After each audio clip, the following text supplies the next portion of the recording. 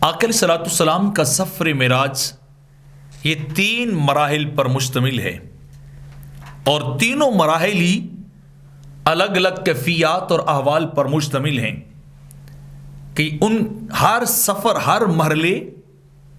کے واقعات بھی الگ ہیں اور ان کے اندر جو مشاہدات ہوئے وہ بھی الگ الگ ہیں۔ سفر معراج کا پہلا مرحلہ وہ مکہ سے بیت المقدس تک تھا، من المسجد الحرام الى المسجد الاقصی، کہ وہ مسجد حرام سے مسجد اقصی تک کا ہے۔ تو اس مرحلے کو اللہ رب العزت نے بڑی تفصیل سے بیان کر دیا، کیونکہ یہ زمینی مرحلہ تھا، زمینی سفر تھا، اور جس کو ہر انسان سمجھ سکتا تھا، ہر انسان کی عقل اور فکر کے اندر یہ مرحلہ آ سکتا، تو اس کو بڑی ڈیٹیل کے ساتھ بیان کیا گیا۔ حتیٰ کہ جب قریش نے آقا علیہ الصلوۃ والسلام کے اس سے مسجد اقصی کی علامات اور نشانیاں پوچھی، تو میرے آقا نے وہ بھی کھل کے بیان کر دی، ہر چیز ان کے سامنے کھول کر رکھ دی۔ تو یہ وہ مرحلہ ہے جو ہر ایک کی سمجھ میں آتا ہے، تو بڑی تفصیل کے ساتھ اس کو بیان کر دیا گیا۔ اور جب یہاں سے اگلا سفر شروع ہوتا ہے مسجد اقصی سے سدرۃ المنتہا تک، یہ سفر معراج کا دوسرا مرحلہ ہے، یہ سیکنڈ سٹیپ ہے۔ اور جب اس کی باری آئی تو جہاں تک جو سمجھ آنے والی باتیں تھیں وہ لوگوں کے سامنے کھول دی تھی، تو وہ زمین سے لے کے کہکشاؤں سے گزر کر، ان سیاروں سے گزر کر آسمانوں کی طرف، اور پھر آسمانوں سے بھی اوپر سدرہ تک بیان کیا، لیکن ان ڈیٹیل بیان نہیں کیا۔ جو قابل تفہیم باتیں تھیں وہ کھل کے آ گئی سامنے، اور جو نہ سمجھ آنے والی تھی ان کو اللہ نے بیان ہی نہیں کیا۔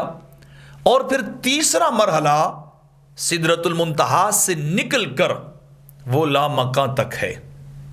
اور یہ وہ مرحلہ اور سفر ہے جو محبت اور عشق پر مشتمل ہے، جو دیدار اور ملاقات پر مشتمل ہے، جو ٹائم اور سپیس، زمان اور مکان کی وسعتوں سے باہر جا کر یہ مرحلہ شروع ہوتا ہے، تو جس کو بظاہر عقل انسانی سمجھ نہیں سکتی، کیونکہ ہم عرش سے نیچے ٹائم اور سپیس کے اندر رہنے والے ہیں، ہم اس سے باہر کی دنیا کو یا کائنات کو جان ہی نہیں سکتے۔ تو اس کے متعلق اللہ نے کچھ بیان نہیں کیا سوائے چند ایک باتوں کے،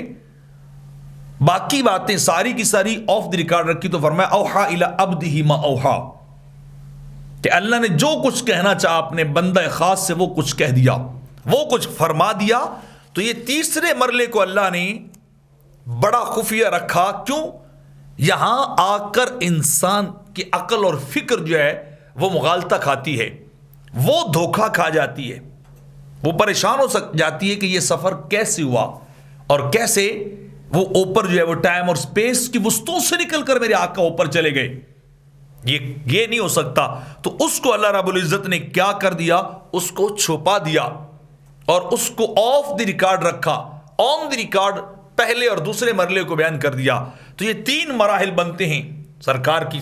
معراج کے، اس سفر معراج کے، اور ان 3 مراحل کے اندر الگ الگ ہی مشاہدات جو تھے وہ جب میرے آقا کو ہوئے تو وہ آپ نے جتنی ضرورت تھی وہ مخلوق کے سامنے کھول کے رکھ دیے ہیں۔